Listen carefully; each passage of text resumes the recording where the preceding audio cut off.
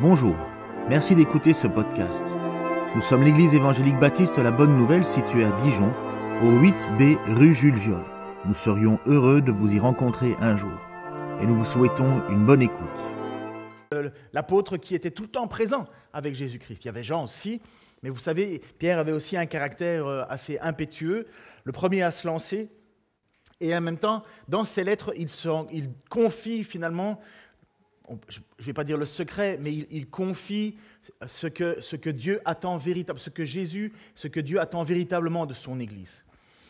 Et donc il avait parlé de comment les chrétiens devaient se comporter au boulot, comment les chrétiens devaient se comporter parmi la société, se soumettre aux autorités, comment dans un couple chrétien on devait vivre. Il parlera aussi de la façon dont les enfants doivent se comporter avec leurs parents. Et maintenant, il va parler à la communauté entière. Donc il a parlé individuellement, il l'avait déjà fait. Souvent c'est comme ça, on parle d'un sujet, on parle d'un autre, on revient au sujet, on parle d'un autre, on revient au sujet. Et là, il revient sur le sujet pour parler de l'Église. Alors honnêtement, ce passage aujourd'hui est tellement important que je serais triste que ça ne change rien dans votre vie. Pourquoi ? Parce que vous allez découvrir que c'est exactement ce que Dieu attend de nous en tant que communauté. C'est quoi une église ? Il y en a certains, je ne les vois que le dimanche. À aucune activité, je les vois. Je me dis, mais qu'est-ce qu'ils ont compris de l'église ? Est-ce que c'est un petit peu comme une pièce de théâtre dont on ne voudrait pas manquer une représentation afin de ne pas paraître pour quelqu'un qui n'est pas spirituel ? Mais comme j'ai déjà dit, mon chien peut aller à l'église. Mon chien... Ah mais non, je peux le dire, on a un petit chien. Mais mon chien peut aller à l'église. Mon chien peut même être très content de nous voir arriver. Il va battre la queue à tout le monde, il va dire bonjour à tout le monde. Aller à l'église, ce n'est pas l'église. Et c'est ça que Pierre va donner à nos frères et sœurs qui étaient premiers avant nous. Il va nous dire que nous sommes l'église. Tu es l'église, je suis l'église. À partir du moment où, comme l'a bien répété Franck, à partir du moment où nous avons l'Esprit de Dieu, nous sommes l'Église. Comme tu l'as dit très bien ce matin, Dieu s'est fait un nouveau peuple. Il nous a arrachés du monde pour nous mettre dans un nouveau peuple qui est déjà le peuple qui va être ressuscité. On n'est pas encore parfait, mais on doit et on n'est plus de ce monde. On est hors du monde, comme il va le dire au début, Pierre. Nous sommes des passagers sur la terre. Et oui, nous souffrons, oui, nous sommes persécutés. Il dit, c'est pas grave. Gardez la bonne attitude, c'était les passages un petit peu avant. Gardez la bonne attitude, car Christ lui-même a été persécuté, mais il n'a pas rendu le mal, et ainsi de suite. Et là, il arrive et il nous dit, le texte que je vais lire, c'est de 7 à 11 pour ce matin. Mais avant, je vais prier. Paul va prier, tiens. Puisqu'on n'entend plus que tes mains, là, on veut entendre ta voix. S'il te plaît, Pierre. Seigneur, merci pour cet enseignement que notre frère Ken va nous donner, Seigneur.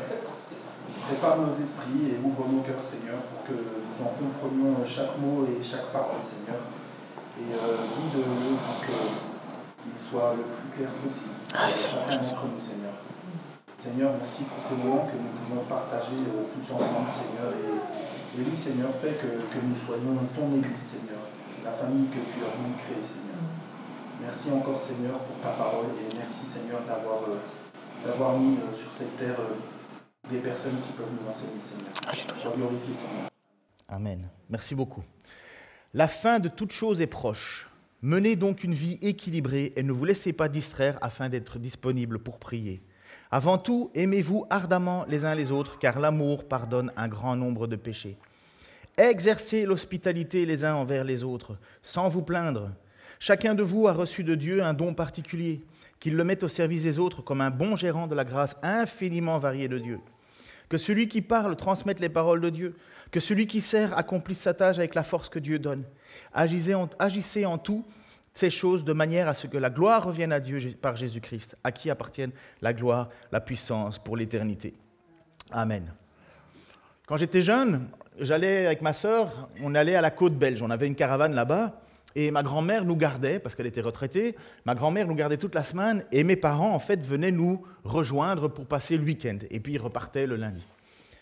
Du dimanche soir au vendredi matin, moi, je me sentais super libre. Je profitais, en fait, de la naïveté de ma grand-mère, et je faisais plein de bêtises, tout le temps. Mais dès le vendredi midi, je changeais. Je changeais parce que je savais que mes parents allaient arriver, et surtout que ma grand-mère, elle tenait compte uniquement des dernières heures de mon attitude. Elle oubliait un petit peu le reste. J'avais vite compris ça. J'avais vite compris que si j'étais gentil, je faisais la vaisselle, rangeais les choses, ça adoucirait, ça mettrait du miel dans les paroles de ma grand-mère. Elle oublierait finalement les bêtises de la semaine. Honnêtement, ça aurait été totalement différent si mes parents, je ne savais pas à quelle heure ils arrivaient. J'aurais certainement été un tout petit peu plus mal dans ma basket à l'époque. Mais voilà, j'avais compris. Et c'est un petit peu ce que Pierre va dire, en fait. Il va dire, attention, la fin de toute chose est proche. Menez donc une vie équilibrée et ne vous laissez pas distraire afin d'être disponible pour prier. La fin de toute chose est proche. En fait, nous sommes déjà dans les temps de la fin. Nous sommes dans les temps de la fin depuis la résurrection de Jésus-Christ. On pourrait même encore aller un peu plus loin, on pourrait être un peu tatilleux, on pourrait dire on est dans les jours de la fin depuis la Pentecôte, la naissance de l'Église. Nous sommes dans les derniers jours, nous sommes dans les jours de la fin. Certains veulent absolument savoir, oui mais la fin ça va être comment? La fin c'est déjà, on est dans les temps de la fin. On ne sait pas quand Christ va revenir. Même Dieu, même Jésus ne le sait pas. Les apôtres ne le savent pas. Le seul qui le sait, c'est le Père. C'est une particularité, c'est étonnant puisque Jésus est Dieu, mais voilà, il y a cette particularité qui différencie quand même parfois le Père du Fils. C'est que voilà, le Fils ne sait pas le jour ni l'heure. Pas plus que nous. Et ils sont bien rigolos, ceux qui vont toujours nous prédire et prévoir le retour de Jésus-Christ. Il va venir à telle date. Moi, je me souviens quand on était à Montréal, c'était, je crois, en 2012, ou je ne sais plus à quelle période. Et oui, je crois que c'était 2012, il y avait des panneaux affichage. Il y avait un gars aux États-Unis qui avait fait une grande campagne de publicité. Tu voyais des grands panneaux qui disaient « Le retour de Jésus-Christ est prévu pour telle date, reportez-vous, nani, nana », tout ça en anglais. Et donc, le lendemain de la date prévue, il avait l'air un peu idiot, le gars. Mais ça, c'est le problème des gens qui prédisent, soi-disant, connaître la date du retour. Ça voudrait dire qu'ils seraient plus informés que Jésus lui-même. C'est quand même pas mal. Ça donne un certain niveau d'orgueil, à mon avis. Mais il dit justement, Pierre, attention, la fin de toute chose est proche. Et qu'est-ce qu'il dit? Menez donc une vie équilibrée, ne vous laissez pas distraire, tu peux mettre l'image suivante, afin d'être disponible pour prier. Mener une vie équilibrée. Qu'est-ce que ça veut dire, une vie équilibrée? Certaines versions bibliques ont sobre.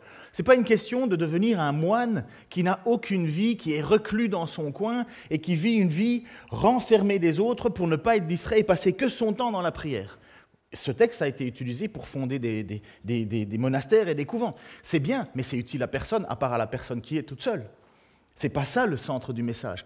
La question, c'est qu'est-ce que tu fais de ta vie? Soyez modérés, mener une vie équilibrée, ça veut dire qu'est-ce qui dirige ta vie? Est-ce que c'est ta passion? Si quelqu'un aime faire du surf, imaginons du surf, et toute sa vie il veut passer pour faire du surf, il pourra jamais servir son église. En fait, il va se servir lui-même. Même chose pour quelqu'un qui dit, voilà, ma passion c'est le sport, que le sport. Dès que j'ai 5 minutes, c'est le sport. Ce n'est pas une vie équilibrée selon Pierre. Mais pour nous, dans notre monde super individualiste, on ne fait que ça. En fait, c'est le culte du moi. Et quand est-ce qu'on prend alors un temps pour prier? Ce n'est pas l'idée de prier dans le sens où on calcule le nombre de minutes pour prier. Ce n'est pas ça. Ceux qui font ça, ils tombent dans une espèce de légalisme.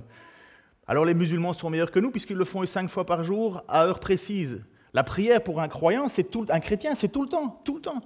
Mais quand il est dit mener une vie équilibrée, ça veut dire justement, est-ce qu'il y a quelque chose qui t'empêche de prier? Est-ce qu'il y a une de tes activités qui t'empêche de prendre du temps pour prier? C'est ça, mener une vie équilibrée, c'est d'avoir de la sagesse, du bon sens. Comme on ne sait pas quel est le retour de Jésus-Christ, Pierre nous dit, faites attention. Jésus va nous le dire à d'autres passages, je vais citer un passage, on ne sait pas quand Jésus va revenir, et qu'est-ce que tu seras occupé à faire? Il parle aux gens qu'il a choisis, qu'est-ce que vous serez en train de faire quand je reviendrai? Pierre va donner dans ce texte de ce matin 4 traits nécessaires à la vie chrétienne. Mais il veut, premièrement, que la foi ne soit pas un hobby, un passe-temps. Dans votre CV, vous marquez passion et vous marquez chrétien. Non, c'est dans identité qu'il faut marquer chrétien. C'est presque à la place de nationalité qu'il faudrait marquer chrétien. Puisqu'il n'y a plus ni juif ni grec et nous sommes tous un en Jésus-Christ. Ce n'est plus Christ qui vit, ce n'est plus moi qui vis, c'est Christ qui vit en moi. Ce n'est pas un passe-temps, c'est une identité. Il va donner 4 traits nécessaires, une vie équilibrée dans la prière, aimer, pardonner les frères et sœurs, hospitalité entre frères et sœurs, et puis servir avec humilité. C'est les 4 points de ce que Pierre va poussés, ce n'est pas les seuls, mais c'est quand même les plus importants pour Pierre en ce moment-là, lorsqu'il écrit à cette Église qui est sous la persécution.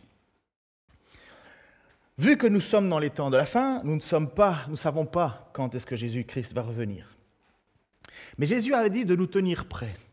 Il l'a dit dans Matthieu 24, ce sont ses paroles à lui, 36 à 44. « Quant au jour et l'heure, personne ne les connaît, pas même les anges du ciel, ni même le Fils. Mon Père seul le connaît. » C'est le retour de Jésus-Christ, la fin des temps. Ce qui est arrivé à l'époque de Noé, puisque Pierre avait déjà cité Noé, j'ai pris ce texte où Jésus maintenant parle cette fois-ci de Noé, ce qui est arrivé à l'époque de Noé arrivera de même au retour du Fils de l'homme. En effet, dans les jours précédant le déluge, les hommes mangeaient et buvaient, se mariaient et mariaient leurs enfants, jusqu'au jour où Noé est rentré dans l'arche. Ils ne se sont doutés de rien jusqu'à ce que le déluge vienne et les emporte tous.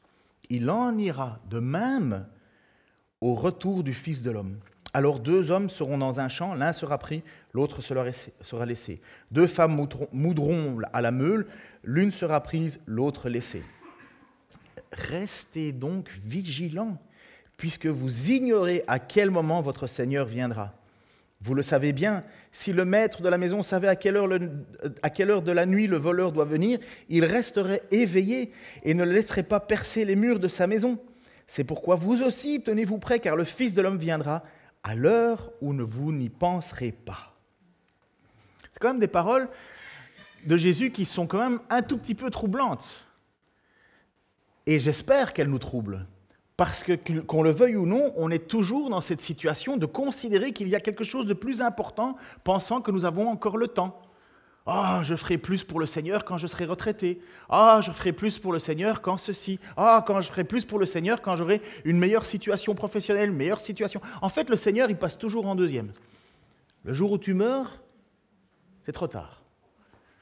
Et je peux vous assurer que des regrets et des remords sur les lits d'hôpitaux, à la fin des temps, on dit « Oh, j'aurais dû faire plus, j'aurais dû. » C'est vrai, il y a des « j'aurais dû » qui devraient être réfléchis avant que ça arrive. Et c'est pour ça que Pierre écrit alors à cette église en disant « Mais faites attention. » Et c'est quoi ta priorité? Jésus nous le dit « Restez vigilants puisque vous ignorez. » Mais nous, comme on croit qu'on est sauvé, ça suffit, ben j'ai ma carte, c'est bon. Et c'est un des problèmes qui nous guettent, tous. On pense que oui, on est en paix avec Dieu, mais voilà, ça suffit. Dieu a fait ses choses, j'ai fait les miennes, je l'ai accepté, soit honoré Jésus, et puis c'est fini. Mais ça n'existe nulle part dans l'Évangile où il y a des chrétiens qui sont des chrétiens juste de carte. Un chrétien, c'est quelqu'un qui est né de nouveau, qui est transformé, sa vie est transformée, il n'est plus propriétaire de sa vie elle est au service des autres, sa vie est au service du peuple que Dieu se choisit. Quelqu'un qui dit « moi c'est comme ça et pas autrement », parfait, tu as décidé de mettre des priorités avant Dieu, il faut quand même être vachement osé faire ça. Moi c'est d'abord ça et puis Dieu. Je ne pense pas que c'est un discours qui va tenir très très longtemps lorsqu'on sera le jour en jugement devant Dieu. Je vous le dis avec passion, parce que je crois que c'est un des gros problèmes de notre Église, en général, pas que nous, mais en général. Quelle est la place de ma foi et de ma vie chrétienne? Certains vont travailler comme des fous. Jésus va dire, Dieu en donne encore beaucoup plus à celui qui dort, à mon serviteur. Il lui en donne même quand il dort. Dieu avait déjà prouvé à son peuple, ne travaillez pas tous les jours, ne faites pas 7 jours sur 7. Regardez, vous allez prendre un jour pour moi et ça sera le jour du sabbat. Et vous ne pourrez ni accumuler les autres jours, vous aurez 6 jours pour travailler, le 7e jour, ça sera un jour à moi, que à moi. Et Jésus, qu'est-ce qu'il a dit? C'est moi le sabbat. Ça veut dire que Jésus devient tout le temps, on est tout le temps au service de Dieu. Ce n'est plus des rituels, c'est tout le temps au service de Dieu. Nous devrions presque avoir des cultes tous les jours. Bon, on ne va pas changer tout, mais vous comprenez, c'est ça l'idée de Jésus-Christ. C'est qu'il dit, je suis le sabbat. C'est moi qui suis finalement celui qui devrait être l'objet de tout votre temps, de toute cette mise à part de votre vie, c'est moi. Pierre va donc donner des priorités à la communauté et une vie qui est tellement importante pour lui qu'elle doit refléter notre relation à Dieu. Et il va nous dire en tant que croyants, donc dans cet ordre, premièrement, il va nous dire à nous de comment bien gérer notre vie, de mettre les priorités à la bonne place, et puis il va maintenant nous dire comment on doit vivre au milieu entre nous. Avant tout, first of all, première chose, aimez-vous ardemment, c'est l'image suivante, aimez-vous ardemment les uns les autres, car l'amour pardonne un grand nombre de péchés. Avant tout, aimez-vous un peu, juste ce qu'il faut. Non, ardemment, c'était vraiment le sens de l'idée d'un feu, d'une passion. C'est quoi la passion? C'est pas la passion avec des petits cœurs dans les yeux en disant « Ah, je t'aime, je t'aime, je t'aime ». C'est pas ça. Ça veut dire dépasser ce que l'on ferait nous-mêmes. Dépasser ce que l'autre mérite. Dépasser ce que je ne ferais même pas pour moi-même. Donc, il doit y avoir cet amour dans l'Église qui doit être un amour ardent. Et il précise cette petite phrase, « Car l'amour pardonne un grand nombre de péchés ». Alors beaucoup ont pensé que, puisque j'aime les gens, j'ai plus de péchés. Moi, il suffit d'aimer, et parce que j'aime, Dieu va me pardonner mes fautes. Non, on ne parle pas de l'amour que Dieu a pour nous. On parle de l'amour que nous avons les uns pour les autres. Et ça se précise comment ça? Quand j'aime quelqu'un, je ne suis pas pointilleux sur les points de détail de « Ah, il a dit ceci, ah, il a dit cela, ah, il a fait ci, ah, il n'a pas fait ça, ah, il a fait ci ». Ça, c'est une calamité. Ce sont des gens avec qui tu ne veux pas passer ta journée parce qu'ils sont tout le temps en train de te reprocher quelque chose. Et pourquoi ils te reprochent quelque chose? Mais parce qu'ils ne t'aiment pas. Oh, c'est terrible, ça. Par contre, une mère, elle pardonne à ses enfants qui font des bêtises, à ce que je sache. L'amour couvre une multitude de péchés. Il m'a mal parlé, c'est pas grave, on trouve une solution, il devait être nerveux, il a de la tension, on sait très bien ce que ça veut dire l'amour couvre une multitude de péchés. On sait très bien que quand on aime quelqu'un, on est prêt à lisser les angles. Par contre, quand on n'aime pas quelqu'un, on le snipe à chaque moment. Des langues de vipère, la médisance. Ça prouve quoi en fait? Non pas que l'autre a un problème, que tu as un manque d'amour. Les gens, ils auront toujours des problèmes. On se connaît assez, ma femme et moi, pour savoir qu'on est insupportable sur certains sujets. Et heureusement que ma femme me pardonne, et heureusement que je lui pardonne, sinon on ne serait plus ensemble. Vous ferez la même chose avec vos enfants. Vos enfants vous ont déjà fait des sales coups, à ce que je sache. Pourtant, ils sont toujours vos enfants, vous les aimez toujours. Parce que ce qui motive votre relation, c'est l'amour. Si on devait juste rendre des comptes et des jugements et pièce pour pièce, œil pour œil, dent pour dent dans une famille, vous imaginez comment ce serait juste insupportable?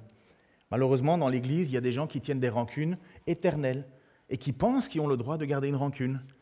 Oh mon ami, c'est que tu n'as pas bien compris le message de l'Évangile et tu n'as surtout pas bien compris ce que Dieu t'a pardonné toi-même. Si Dieu devait tenir le même argument avec toi, on fait quoi? Si Dieu avait le même argument avec moi, je ferais quoi si je ne suis pas prêt à pardonner quelqu'un qui m'a fait du mal? Jésus nous a montré ce que c'était l'amour parfait. C'est un exemple pour nous, Jésus. Et on va voir dans les textes ce que c'est que l'amour qui pardonne un grand nombre de péchés. Ça ne veut pas dire qu'ils sont en règle avec Dieu. Ça veut dire que Christ, toi, Étienne, dont on va lire le texte, ou toi, tu es en paix avec quelqu'un qui t'a fait du mal. Pourquoi? Parce que tu lui montres de l'amour. Tu pardonnes les péchés. En général, quand on ne pardonne pas le péché, le gars le plus malheureux, c'est celui qui ne pardonne pas. Moi, j'ai foutu une grande partie de mes études en l'air parce que je détestais certains profs. J'arrivais au cours, j'étais bloqué, je ne voulais rien écouter. Le prof, il ne savait même pas qu'il m'avait blessé parce qu'il m'avait fait une remarque. J'étais un peu grassouillé à l'époque et il m'avait fait « Oh, grosso, tu es un peu gros, toi ». Et puis moi, bam, j'avais pris comme en pleine figure. Et depuis ce jour-là, je ne voulais plus parler au prof. J'arrivais au cours, j'écoutais rien. Mais à la fin de l'année, c'est qui avait un mauvais point? C'était pas le prof, hein? C'était moi. C'était moi qui étais piégé par ma propre rancœur et ma propre haine. Et bien souvent, c'est ça le problème du manque de pardon. Le premier piégé, c'est celui qui ne pardonne pas. Je vous ai déjà dit cette histoire-là d'un homme dont son fils avait été tué par je crois que c'était un chauffard. Et le chauffard avait fait de la prison. Et finalement, il était sorti de prison. Mais le père, jamais n'avait pardonné. Il a passé toute sa vie à ruminer. Il ne voulait pas pardonner. Pour lui, sa vie était foutue.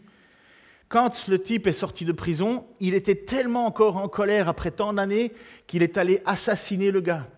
Puis lui-même est allé en prison, forcément.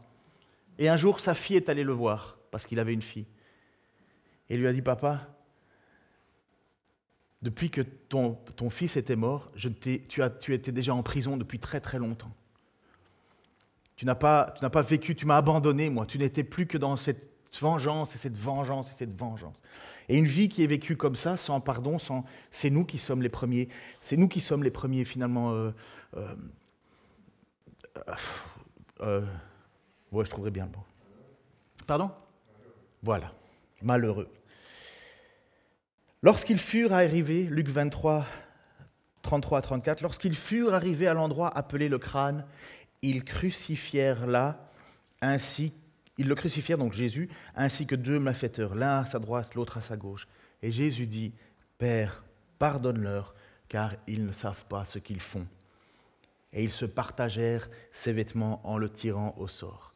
Donc Jésus est certainement tout nu, en train de pendre à cette croix, et pendant qu'ils sont en train de lui faire du mal, « Père, pardonne-leur. » Voilà l'amour qui couvre un grand nombre de péchés. C'est la même chose qui s'est passée avec Étienne, parce que là on va se dire, ok, ça c'est Jésus-Christ. Étienne, qui était un homme dont on va revoir un peu plus tard, qui était un diacre, un homme qui était au service de l'Église. Voilà que dans Actes 7, 54-60, en entendant ces paroles, parce que Étienne avait été mis en accusation par les chefs religieux juifs, et lui, il leur cite toute l'histoire du peuple d'Israël, en disant, et en arrivant finalement, et le Messie qui est venu au milieu de vous, vous l'avez rejeté, vous l'avez fait mourir. Et là, les gens sont énervés, parce que l'amour n'empêche pas de dire la vérité, hein. Mais ils étaient énervés, tellement fâchés. Alors qu'est-ce qui s'est passé ? En entendant ces paroles, ils avaient le cœur plein de rage et ils grinçaient des dents contre lui. Mais Étienne, rempli du Saint-Esprit, fixa les regards vers le ciel et vit la gloire de Dieu et Jésus debout à la droite de Dieu. Et il dit, « Je vois le ciel ouvert et le Fils de l'homme debout à la droite de Dieu. » Ils poussèrent alors des grands cris, cette foule qui voulait en se bouchant les oreilles. Ils se précipitèrent tous ensemble, le traînèrent à l'extérieur de la ville et se mirent à le lapider. Lapider, c'est que tu prends des cailloux et tu jettes jusque quand tu vises la tête, pour que le gars il meure, écrasé, torturé, c'est horrible. Les témoins avaient déposé leurs vêtements aux pieds d'un jeune homme appelé Saul, qui va être le fameux Saul de Tarse, qui va devenir l'apôtre Paul. Mais pour le moment, Paul n'est pas encore croyant, il n'a pas été touché par le Saint-Esprit.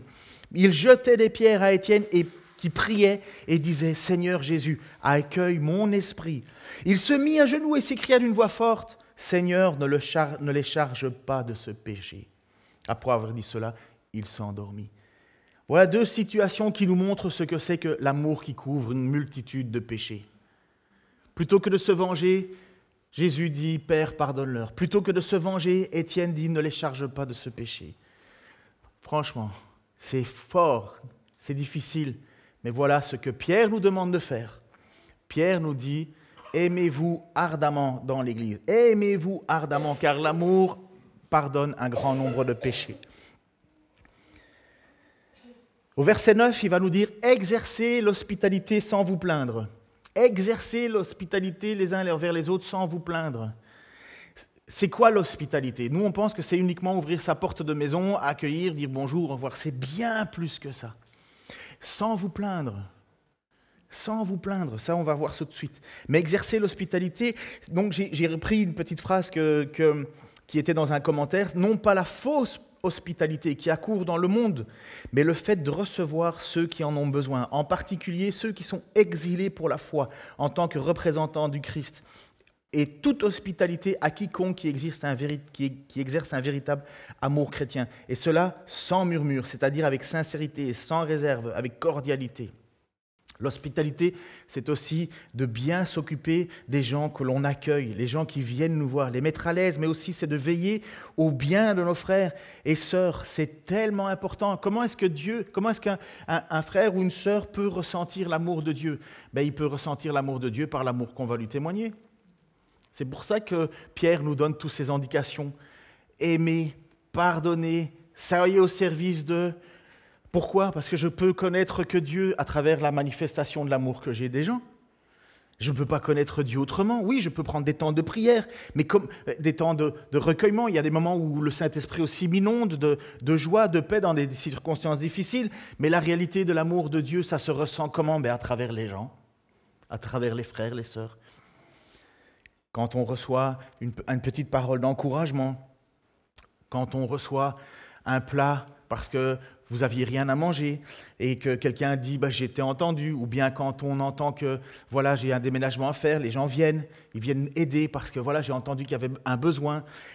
Il y a 1000 choses. Mais c'est ça, exercer l'hospitalité, c'est véritablement rendre service et sans murmure, sans vous plaindre. Ça veut dire que ça doit nous faire plaisir profondément. On accueille quelqu'un chez soi et puis après ça, on râle en disant « Oh, il s'est comporté comme un malin, il ne rangeait pas ses chaussures, c'est ci, cela. » Ouais. Ok, et alors? Sans vous plaindre. Puis, le message central de l'apôtre Pierre. Et c'est ce message pour l'Église. Et si c'est le moment de te rasseoir sur ton fauteuil en te disant « Bon, c'est aujourd'hui le début d'une nouvelle vie », fais-le. Parce que ce que Pierre va dire, c'est ce qui forme l'Église. C'est ce que doit être l'Église. Parce que tu as reçu quelque chose qui n'est pas pour toi, mais tu as reçu quelque chose qui est pour le service de l'Église. Verset 10. « Chacun de vous a reçu un don particulier. Qu'il le mette au service des autres comme un bon gérant de la grâce infiniment variée de Dieu. Que celui qui parle transmette les paroles de Dieu. Que celui qui sert accomplisse sa tâche avec la force que Dieu donne. Agissez en toutes ces choses de manière à ce que la gloire revienne à Dieu par Jésus-Christ, à qui appartiennent la gloire, la puissance pour l'éternité. » Pour que son Église fonctionne, pour que ce peuple fonctionne, Dieu lui-même donne des dons. Des dons. Il fait des dons. En grec, le mot charisma, c'est un don, c'est le mot charisma. C'est quelque chose qui est offert par Dieu à toi pour que ça serve à d'autres. Un chrétien ne possède pas ces dons, mais Dieu le lui a donné et il doit les gérer pour l'Église et pour la gloire de Dieu. Il y a une variété de dons. Vous avez tous des dons différents, mais ils doivent être mis au service des autres. C'est pour ça qu'on a des musiciens. Ils ont le don de savoir jouer. Moi, je n'ai pas ça. Un don, c'est quelque chose que tu dois travailler aussi. Mais moi, je ne sais pas faire ça. Moi, tenir les enfants dans la garderie, je ne peux pas. Pour le bien de vos enfants, ne me le demandez pas. Je ne peux pas. Mais j'ai d'autres dons. Moi, mon don à moi, c'est de passer du temps dans l'écriture. J'ai reçu ce fardeau-là. Et pourtant, les gens disent « Ouais, mais moi, j'aime pas lire. » Je déteste lire. J'aime pas lire non plus. Mais j'aime apprendre, j'aime mettre au service des autres le fait que je sonde les Écritures et j'enseigne le peuple de Dieu, parce que c'est ça que Dieu m'a donné, que celui qui transmette les paroles, que celui qui parle transmette les paroles de Dieu. Moi, mon but, c'est pas d'enseigner des choses qui sont à gauche, à droite, pour avoir une popularité. Ce qui m'intéresse, c'est de savoir ce que Dieu dit et ce qu'il attend de son peuple, parce que nous allons rendre des comptes, et un enseignant va rendre doublement compte. Mais il y en a d'autres qui ont reçu le don de service. Afida vient le samedi faire du nettoyage avec Karima. Et moi, je lui dis toujours merci, et elle me répond « mais c'est normal ». Eh bien, oui, c'est normal. En même temps, ça me fait tellement plaisir. Je sens le malaise parce que certains d'entre vous se disent « mais moi, je ne fous rien ». Mais j'espère que vous êtes mal à l'aise. J'espère. Parce que ce n'est pas pour faire plaisir à cette Église, c'est pour faire plaisir à Dieu, que celui qui sert accomplisse sa tâche avec la force que Dieu lui donne, agissez en toutes ces choses de manière à ce que la gloire revienne à Dieu par Jésus-Christ. Donc ce n'est pas pour nous qu'on le fait, c'est pour Dieu qu'on le fait. Lorsqu'on sert l'Église, lorsqu'on sert les frères, les sœurs avec le don qu'on a reçu, on rend gloire à Dieu. Tu es doué dans les chiffres, fais de la comptabilité. Tu es doué dans le nettoyage, fais du nettoyage. Tu es doué dans le travail manuel, fais du travail manuel. Tu es doué dans une certaine chose, fais-le. Fais-le. Non, on va utiliser nos dons pour gagner de l'argent et on va y donner, certains vont y donner toute leur énergie pour gagner des sous. Mais à la fin, ton cercueil ne va pas être suivi par un camion de la Brinks. Ça existe la Brinks en France? Ou Securitas? Ou je ne sais plus. Enfin, en tout cas... On n'a jamais vu un corbillard suivi d'un camion... Allez, comment on appelle ça? Un fourgon. Jamais. Jamais. Par contre, tout le bien que tu auras fait pour les frères et les sœurs, c'est amassé dans le ciel, là où la rouille et la teigne ne prennent pas. Et l'Église ne peut pas être autre chose qu'un lieu où finalement, lorsque je viens, je ne viens pas pour être servi. Je viens pour servir. Pourquoi? Parce que Dieu a donné à chacun un don. À chacun. Vous comprenez pourquoi maintenant l'idée de dire « moi je les vois que le dimanche, s'asseoir et repartir ». À la limite, c'est pas ça l'Église. Ça ne peut pas être ça. On doit changer notre façon de penser, notre façon de voir, notre façon d'agir. Ça ne peut pas être ça. Pas du tout. Ce n'est pas l'Église, un bâtiment. L'Église, c'est véritablement un peuple. Un peuple. Pierre révèle donc ici 2 grandes lignes de dons. 2 artères principales. Ce n'est pas les seules, mais c'est quand même 2 artères principales. Il va dire que l'un, c'est celui qui a reçu le service du logion. Logion, c'est la parole. Que celui qui a le don de la parole, parce qu'il faut un don. Il faut un don pour apprendre des choses. Il faut prendre du temps. On n'a pas tous ces capacités-là. Moi, parfois, je suis étonné. Mais des gens me disent, mais je ne comprends pas ce que je dis. Mais je dois accepter, on n'a pas tous cette facilité de comprendre les choses. Dans mon cerveau, ça va tout seul. Tac, tac, tac, les liens se font. C'est pour ça que les versets bibliques me reviennent en tête comme ça, bam, bam, bam, ça va vite, ça va très, très vite. Il y en a d'autres, c'est pas clair. Je ne suis pas plus intelligent qu'eux. J'ai juste reçu un don. Et ce don, il n'est pas pour moi. Il n'est pas pour montrer que moi, je connais mes versets. Il est là pour servir les autres. Parce qu'en fait, à quoi il sert un pasteur? C'est que quand tu te poses une question sur comment il faut vivre en tant que chrétien, tu espères que le pasteur que tu as en toi, il te cite la Bible. Il te cite les paroles de Dieu. En fait, tu espères que ton pasteur ou celui qui est au service de la parole, il a comme un moteur de recherche à l'intérieur et il te cite les différents passages. Pourquoi? Premièrement, pour être encouragé à marcher avec Dieu. Deuxièmement, pour ne pas faire l'inverse de ce que Dieu attend. Et quand il y a des travaux à faire dans l'Église ou des choses à faire, qui a un don pour l'utiliser? Moi, je suis tiraillé entre les 2 choses. Vous me connaissez, j'ai un maître au service, j'ai un maître partout impliqué. Mais si quelqu'un le faisait à ma place, je ne devrais pas le faire. 2 versions. L'un, c'est le logion, l'autre, c'est le diacono. Donc le service, diacono. Vous connaissez le mot diacono? Vous savez ce que ça veut dire? Diacre. Diacre. En fait, tout le monde est diacre. Jésus a lavé les pieds de ses apôtres en leur montrant un exemple. On est tous au service des autres. On est tous avec quelque chose. On sait tous faire quelque chose. Il n'y a personne qui vit grâce à l'intermédiaire de sa maman, quand même, ici dans l'église. Ni moi, ni vous. On est autonome. Je sais ouvrir une boîte de conserve, la faire chauffer, je sais faire ça. Dans une agape, je peux amener un truc à manger. Je peux le faire pour moi, je peux le faire pour les autres. C'est vrai, oui ou non? C'est logique. Enfin, il me semble. Mais ça veut dire que ce que moi, je suis capable de le faire, je suis poussé à l'amener pour les autres. Pourquoi? Parce que les autres, ils vont être bénis. Et qu'est-ce qu'ils vont faire? Ils vont remercier Dieu. Ils vont dire, merci Seigneur que dans cette église, on sent qu'il y a de l'amour. On sent que l'amour couvre une multitude de fautes. Le ministère de la parole, ce sont les apôtres, les prophètes, les évangélistes, les enseignants. Et leur activité, c'est de faire connaître cette parole de Dieu. Et comme on l'a dit, c'est le bien le plus précieux, exactement.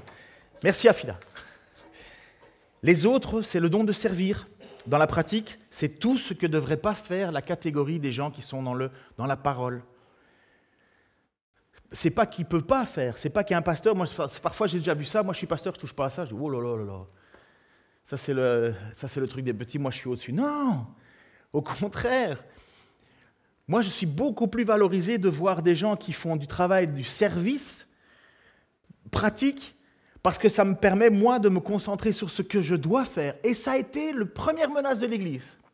Écoutez, ce texte, ça se trouve dans Actes chapitre 6, versets 1 à 6. Les apôtres étaient motivés, ils donnaient de leur. À cette époque-là, comme le nombre de disciples ne cessait d'augmenter, des tensions surgirent au sein des disciples, entre les disciples juifs et de culture grecque et ceux qui étaient nés en Palestine. Les premiers se plaignaient de ce que leurs veuves étaient défavorisées lors des distributions quotidiennes.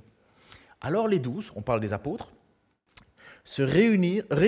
alors les 12 apôtres réunirent l'ensemble des disciples et leur dirent « Il ne serait pas légitime que nous arrêtions de proclamer la parole de Dieu pour nous occuper de ces distributions. » Il ne serait pas légitime que que les apôtres disent que nous, on arrête de faire ce qu'on est appelé à faire, c'est-à-dire la proclamation de la parole, le logion, alors qu'on ne pourrait pas le faire parce qu'on serait occupé à faire du diaconos, du service. C'est pourquoi, frères, choisissez parmi vous 7 hommes réputés dignes de confiance, remplis du Saint-Esprit et de sagesse. Nous les chargerons de ce travail. Cela nous permettra de consacrer à la prière et au service de l'enseignement. Cette proposition convainc tous les disciples. Ils élurent Étienne, qui va se faire lapider un peu plus tard, un homme plein de foi et d'Esprit Saint, ainsi que Philippe, Procor, Nicanor, Timon, Parménas et Nicolas, bravo Nicolas, un païen originaire de Besançon, d'Antioche, pardon, je me trompe, qui s'était converti au judaïsme. Ils le présentèrent aux apôtres qui prièrent pour eux et leur imposèrent les mains. Juste une petite chose, là. Ils ont déjà le don.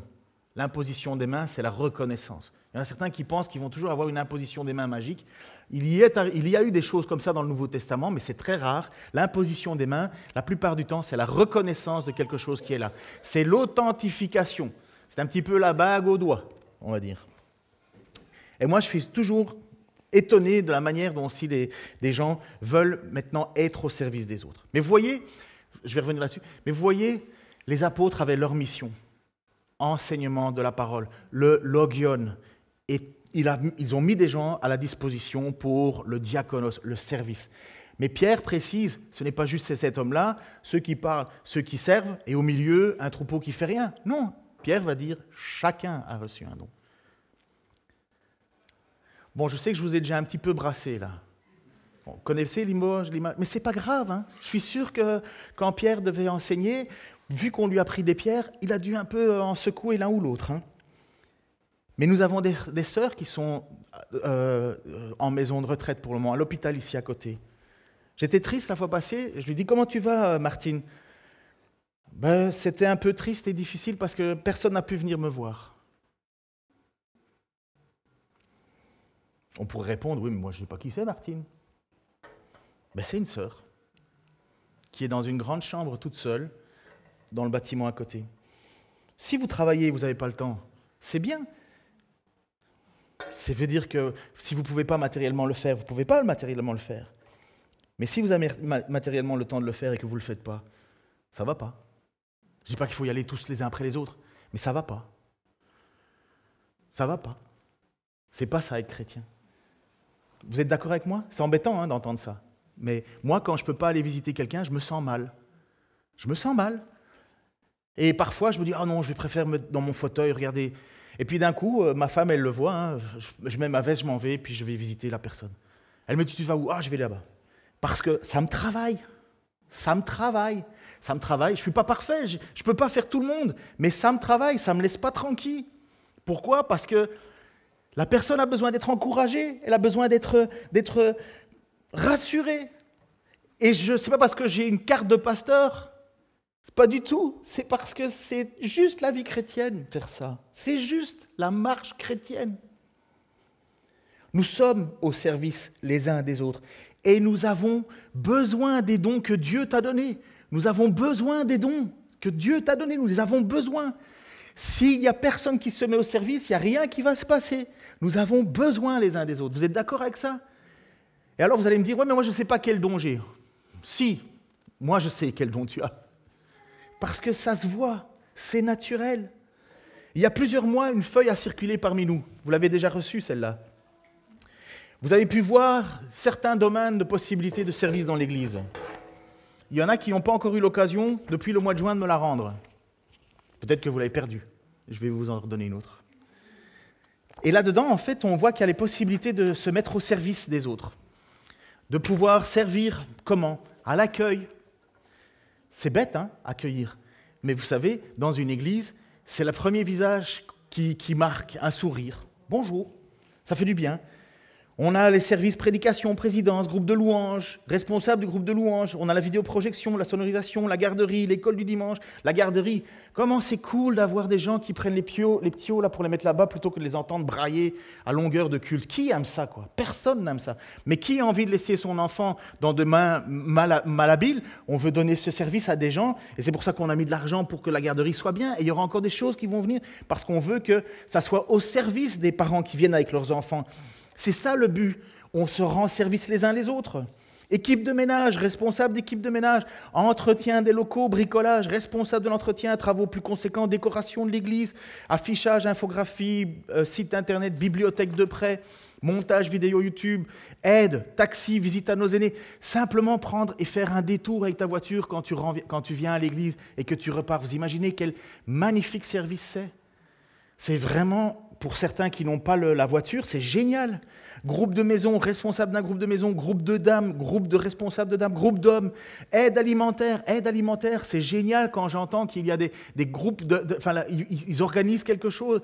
Et l'aide alimentaire, elle sert, je peux dire, elle sert. C'est un petit peu, ça devrait d'abord être rempli par nous, mais pour le moment, en même temps, on a ça, on utilise les choses du monde pour bénir le peuple de Dieu et ceux qui ne connaissent pas Dieu, mais on le fait. Et je peux vous assurer que ça part vite en ce moment, parce qu'il y en a, vous savez qu'il n'y a pas qu'à la TV que l'inflation monte. Dans notre communauté, des gens ont difficile pour les fins de mois. On peut faire l'organisation d'événements pour l'Église, l'organisation du week-end, l'Église qui va être fait, mais ça va être génial. Mais pourquoi ça marche? Parce qu'on a des personnes qui se sont impliquées. On dit, nous, on va le faire. Organisation d'événements d'évangélisation, ateliers de couture, de peinture ou autre activité, repas pour les étudiants. Vous n'imaginez pas à quel point les étudiants, parfois, ça peut être le seul repas qu'ils vont manger convenablement durant la semaine. Et comment on fait? Nous, on n'est pas extraordinaire, mais nous, quand on cuisine, on fait toujours un peu plus et on a des petits raviers dans lesquels on met ce que nous, on a mangé. Enfin, je ne vide pas mon assiette, je vide le plat dans lequel on a cuisiné, mais plutôt que de manger 3 saucisses, on mange 2 saucisses et on met une saucisse à part avec ce qu'on a cuisiné, on met ça dans un petit plat, hop, on le met au congélateur, et quand on voit un étudiant, on lui dit, tiens, tu vas prendre des petits plats. C'est une connerie à faire, mais ça change la vie, la personne qui va manger son plat, elle va se sentir aimée, et pourtant, ça nous a demandé quoi? Rien. Rien que le fait d'y penser, de le faire. Des participations à des chorales et des choses comme ça, des petites choses, des principes, l'enseignement pour des préparations de baptême. La préparation de baptême, ce n'est pas le pasteur qui doit le faire absolument. Je l'ai déjà dit, si quelqu'un ne sait pas expliquer c'est quoi le baptême, il a peut-être une question à se poser en se disant pourquoi il s'est fait baptiser.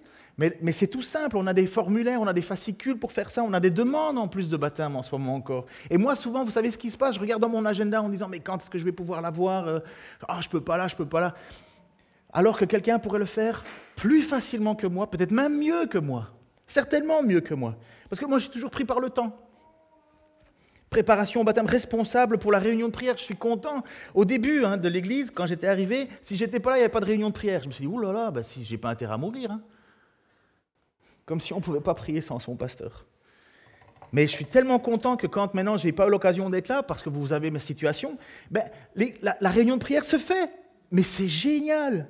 C'est tout simple. On se réunit, on prie ensemble, pas besoin d'être très, très éduqué en théologie pour prier. Au pire, vous ne dites pas amen à ce qui a été dit si vous trouvez que ce n'est pas d'accord. C'est tout. Mais voilà la vie de l'Église. Alors vous comprenez, quand je vous ai dit au tout début de cette prédication, j'espère qu'il y aura un après, que cette prédication va faire un changement. Parce que je peux vous assurer que c'est ça que les gens voient de Dieu. C'est ça que les gens voient de Dieu.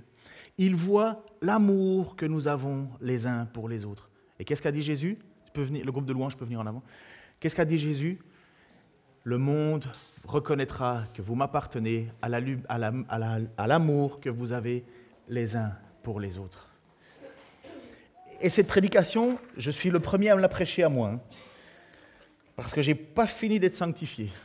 Je n'ai pas fini d'être rendu de plus en plus saint. Je n'ai pas fini de m'améliorer. Je n'ai pas fini de grandir. Je n'ai pas fini d'arrêter des choses avec lesquelles je lutte. Je n'ai pas fini. Mais je sais, et vous savez, qu'un jour, on sera délivré. En attendant, comme dit Pierre, la fin de toute chose est proche. Menez donc une vie équilibrée. Ne vous laissez pas distraire afin d'être disponible. Seigneur, merci pour ton amour, ta grâce. Merci, Seigneur, pour le groupe de louanges, Seigneur, qui va mettre ses dons, Seigneur, à ton service. Merci pour les voix qui vont se lever, qui vont mettre leur voix à ton service pour te glorifier encore. Merci, Seigneur, pour tous ceux qui sont déjà au service dans l'Église, pour te glorifier. Merci déjà, Seigneur, pour tous ceux qui vont se mettre encore à ton service pour te glorifier. Seigneur, comme tu dis dans ta parole, mieux vaut la fin d'une chose que son commencement. Père, occupe-toi de nous par ton esprit. Merci pour ta grâce et ton pardon. Merci, Seigneur, parce que tu es un Dieu qui ne nous laisse pas tranquilles.